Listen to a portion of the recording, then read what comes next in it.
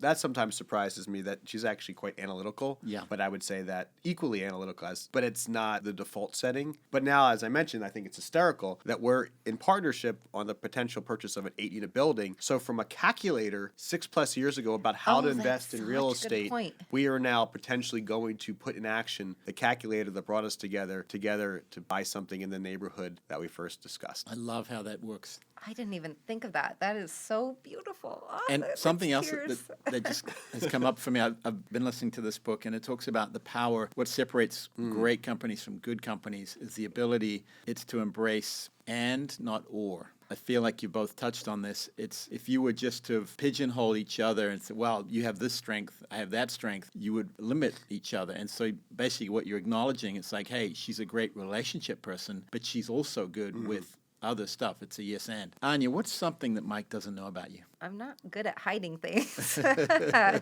Anya was an athlete, and that's something that kind of comes out.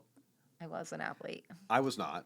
I mean, But you know that about her. I do, but these are some of the surprises after sitting in the car for probably 500 collective hours. But maybe there's another surprise. No. Okay. No. Mike, what is something Anya doesn't know about you? Yeah. My goodness. We're like cops. We're just sitting in the car constantly patrolling the streets, eating donuts. Literally what we do a lot of times. Like, should we park here? Let's park here and wait. How about around the corner? I know a good coffee shop. Not all cops talk like that. I don't know. I'm not positive. But I used to salsa dance, not well. Ooh. But that was something I did long enough that I'm good enough that people are surprised, but not good enough to impress anybody. Yep. That might be it. You don't talk about your architecture much. I'm working on it.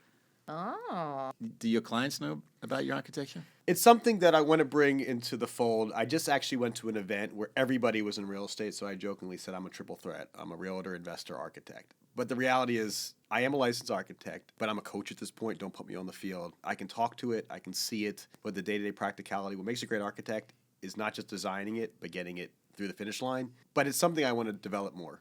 It's something I care about, and what I would say my strength, and I think a lot about my thesis on how to invest in multifamily real estate, which is another topic, is value add. And value add is the visual relationship to the building. What can you do to make it better? It's both architecture, interior design, landscaping. Anya has a background in that.